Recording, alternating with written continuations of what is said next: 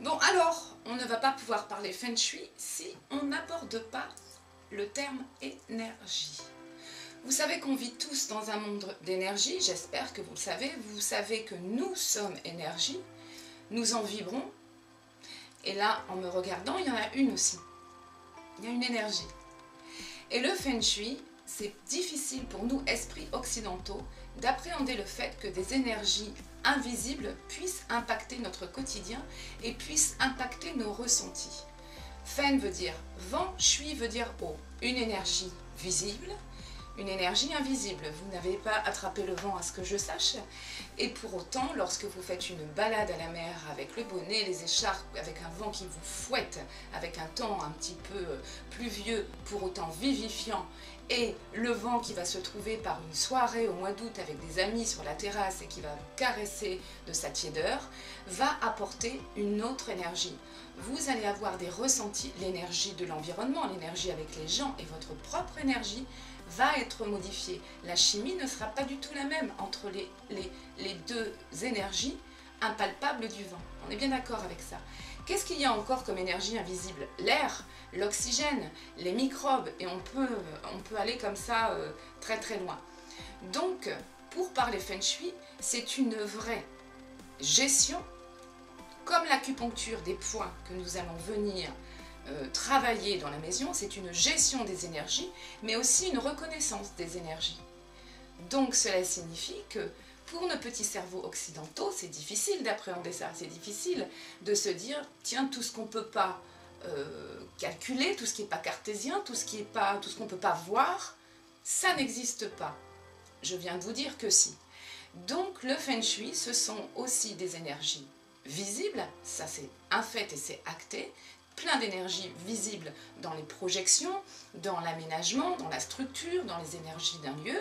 On va partir sur le Feng Shui d'abord de la Terre, qu'on appelle la géobiologie, puis l'étude de l'environnement, comment votre maison, immeuble, appartement, comment il est fichu, par rapport à la structure, par rapport à comment les énergies qui le baignent, et puis ensuite à l'intérieur, l'aménagement, les espaces, les projections murales, comment vos objets, etc.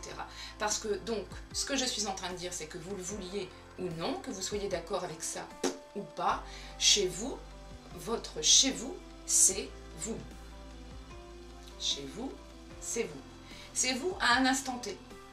On a été dans plusieurs appartements, on a été dans plusieurs maisons, on s'est marié, on a divorcé, on s'est remarié, on a eu des enfants, il y a des familles monoparentales, des familles... voilà. Donc, l'énergie d'un lieu correspond à un instant T. Et toutes nos projections, nos souvenirs de vie passée, nos schémas familiaux, nos croyances erronées, les pardons qu'on a actés ou qui ne sont pas encore faits, le Feng Shui va donner une interprétation de tout ça. Et donc aujourd'hui, je voulais juste faire une explication, un peu pour les débutants, sur les énergies Feng Shui, de l'outil principal du Feng Shui qu'on appelle le cycle des 5 éléments. C'est une référence, un outil en Feng Shui sur lequel on va se baser pour interpréter, poser une carte énergétique d'un lieu de vie ou de travail et pour voir un petit peu quels domaines de vie correspondent aux orientations.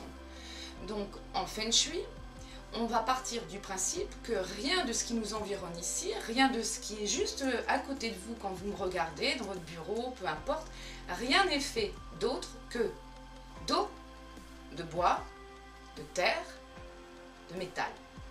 Ok ?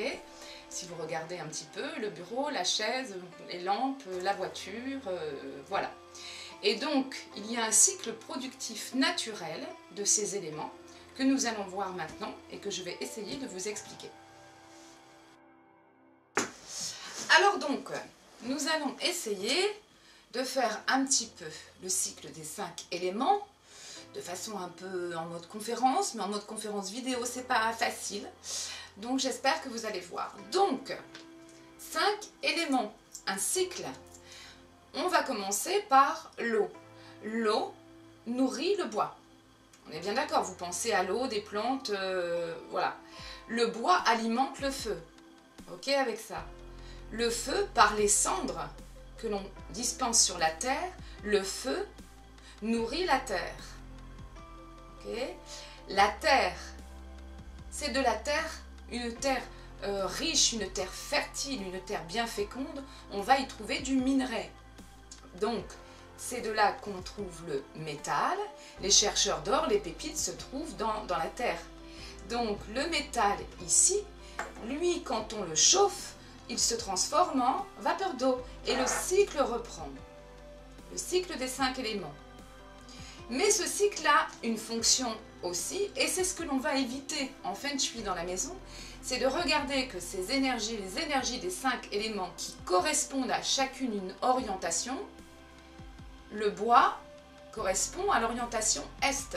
Le bois, vous pensez au tronc d'arbre, l'arbre qui s'élève, le bois est situé à l'est. Pourquoi? Parce que c'est là où le soleil se lève. À midi, il arrive ici. À midi, il arrive dans une énergie yang. Il brille de 1000 feux. Il est donc feu. Ensuite, il commence à se coucher. La course du soleil commence à descendre. Le soleil devient dans des énergies basses. Il devient dans des énergies de transformation, des énergies de condensation. Et c'est pour ceci qu'on y a mis l'élément métal. Et le métal qui se transforme et chauffé en vapeur d'eau, le soleil, le soir, se couche au nord. Et au nord, ce sont vos pièces où il n'y a jamais de soleil. Voilà, donc au niveau des orientations des maisons, c'est toujours en général ce à quoi on fait vraiment attention.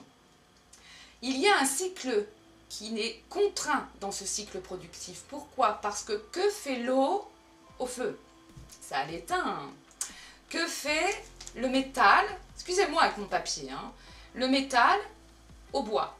Le métal, vous pensez, le métal qui tranche, qui coupe, la lame, la scie, la tronçonneuse. Qu'est-ce que ça fait au bois, ça? Que fait le métal au bois? Eh bien oui, ça tranche, ça coupe. Et quand on va savoir que, donc ça c'est l'ouest, et ça c'est l'est, et que chacune de ces orientations, et que chacun de ces éléments correspond à un domaine de vie, quand on va voir que le bois qui est ici, l'énergie de l'élévation, l'énergie de croissance, l'énergie qui s'élève, ce qui croît, ce qui grandit, correspond au domaine, au palais, vous entendrez parler de palais, au palais de la santé famille, et que juste en face, au niveau du métal, ça correspond au projet, puisqu'ils sont en train de mûrir, de se transformer. Donc comme l'ouest, l'énergie, je rappelle, descendante, coucher du soleil, énergie plus basse, on pourrait dire les projets qui commencent un peu à travailler dans la tête. C'est pour ceci que ici, en ouest, je reprends mon papier, au métal correspond le palais, le domaine de vie, des projets, de l'avenir, de la créativité, de la communication et aussi des enfants.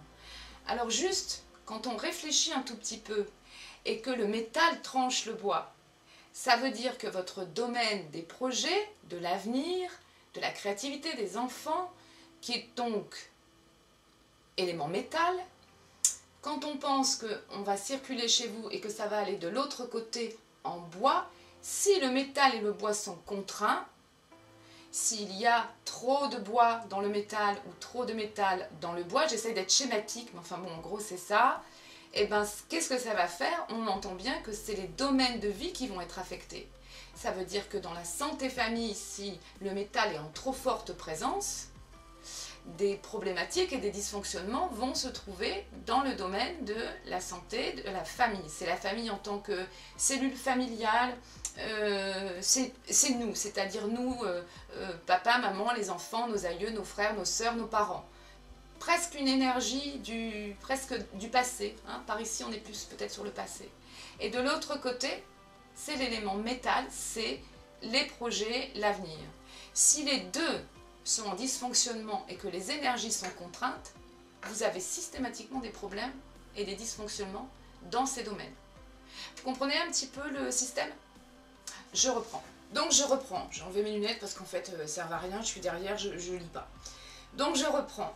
Nous avons vu que l'Est concerne santé, famille. Métal concerne les projets, l'avenir, la créativité. Au Nord, l'énergie de l'eau. On va rattacher en Feng Shui à la carrière, au chemin de vie, en tout cas tout ce qui va être professionnel. Et puis quand on ne travaille plus, ce sont nos activités, ce sont à quoi nous nous occupons au niveau du quotidien, de la journée à l'extérieur. Ici, carrière, domaine professionnel, eau. Énergie au nord de chez vous, d'accord? Une énergie de gestation, de calme, de concentration. Vous avez le feu. Le feu correspond, au niveau du Feng Shui, au domaine de nos relations à l'extérieur, nos relations aux autres, les amis, ceux sur place, les amis qu'on va se faire, le voisinage, les voisins, la famille, enfin bref, c'est vous, nous, je vais dire vous, nous avec le monde, notre place dans le monde, est-ce qu'on l'a prise ou est-ce qu'on ne la prend pas? Ça, c'est tout à chacun. Alors, il serait peut-être temps de la prendre, en tout cas. Mais c'est nos relations aux autres. Nos relations aux autres. Comment nous comportons, comment nous sommes avec autrui à l'extérieur. C'est un peu le masque que l'on prend. Hein. Vous savez qu'on a les 3 masques, donc c'est le masque que l'on prend à l'extérieur. C'est pour ça que c'est rattaché au feu, puisque le feu, c'est l'énergie yang, le soleil qui brille à midi. Et ce domaine de vie y est rattaché, ce palais de vie. Vous n'entendrez pas les, je vous l'ai dit. Donc, si ces 2 domaines sont contraints, puisqu'on a vu tout à l'heure que l'eau éteignait le feu, eh bien ça signifie, on va prendre un exemple concret. Imaginons que dans un espace, un lieu de vie, une cheminée c'est feu, d'accord? C'est feu par analogie, et une cheminée c'est feu.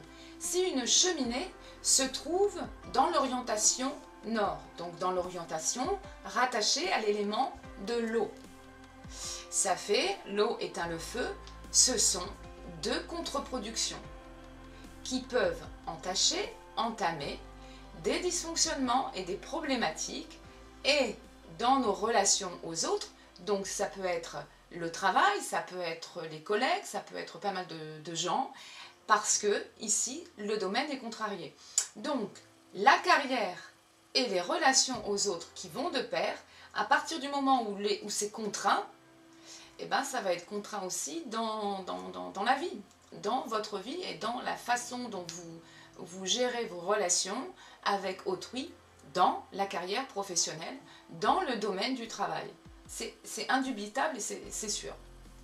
Nous prenons par exemple aussi, alors c'est à l'envers, nous allons prendre par exemple l'énergie de l'eau qui affaiblit la terre.